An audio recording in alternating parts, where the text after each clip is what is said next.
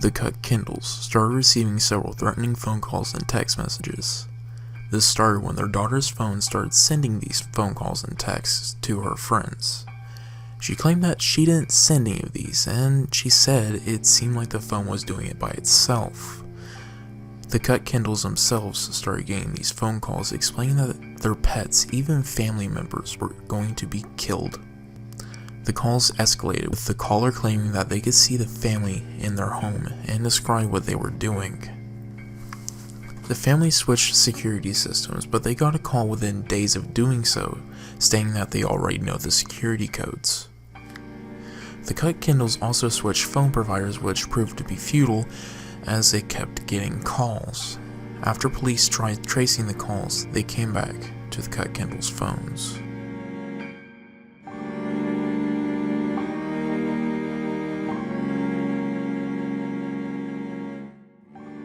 William Herbert Wallace received a message requesting that he make a call at a certain location at 7:30 the following day to discuss insurance, as Wallace was an insurance agent. The next day he tried to find the location, but he found out it doesn't even exist. When he arrived home, he found his wife had been brutally beaten. Wallace called the authorities, and they claimed that he was the one who killed his wife, and they used the call as an alibi. He was almost convicted of the crime, but the ruling was overturned because of an inconsistency of time.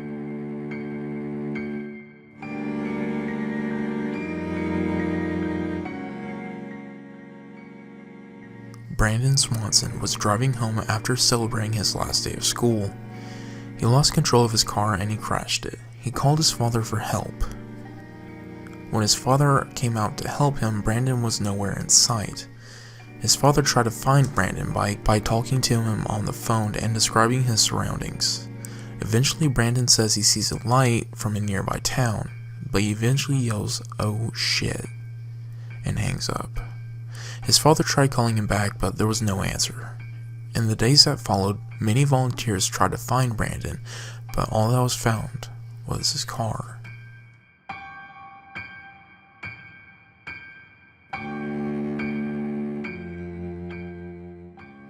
In September of 1970, Donna Lass disappeared from her apartment complex. In the days following, an anonymous caller informed her employer, landlord, and other acquaintances that she had to attend to a family emergency. This information was false, as Lass was never seen again. Many think that she was kidnapped by the Zodiac Killer.